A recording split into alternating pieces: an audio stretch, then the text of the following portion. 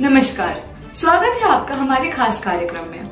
आज हम एक ऐसे मुद्दे की परतें खोलने जा रहे हैं जिसने लाखों युवाओं के भविष्य पर सवालिया निशान लगा दिया है। एसएससी परीक्षा में हुई बाहरी गड़बड़ी अब सिर्फ एक तकनीकी या प्रशासनिक चूक नहीं, बल्कि एक सुनियोजित साजिश की ओर इशारा कर रही है और संदेह के घेरे में है देश की प्रतिष्ठित आईटी कंपनी टीसीएस। हाल ही में एसएससी परीक्षा में सामने आई भारी अव्यवस्था ने पूरे देश के छात्रों को झकझोर कर रख दिया है। परीक्षा केंद्रों पर ताले जड़े मिले, स्टाफ नदारद था और कई जगह परीक्षाएं या तो रद्द हो गई या घंटों की देरी से शुरू हो सकी। शुरुआत में इन घटनाओं को महज तकनीकी गड़बड़ी करार दिया गया, लेकिन अब जो तथ्य सामने आए हैं वे एक संगठित साजिश की तरफ इशारा करते हैं।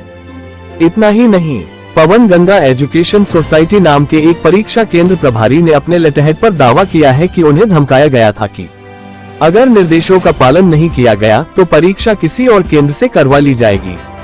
पवन गंगा एजुकेशनल सोसाइटी के अनुसार टीसीएस, जो पहले एसएससी परीक्षा की तकनीकी वेंडर थी, उसने कुछ परीक्षा केंद्रों के कर्मचारियों को कथित रूप से पैसे देकर परीक्षा प्रक्रिया में व्यवधान डालने को कहा। इन सनसनीखेज आरोपों के बाद सरकार ने इस मामले को गंभीरता से लिया है।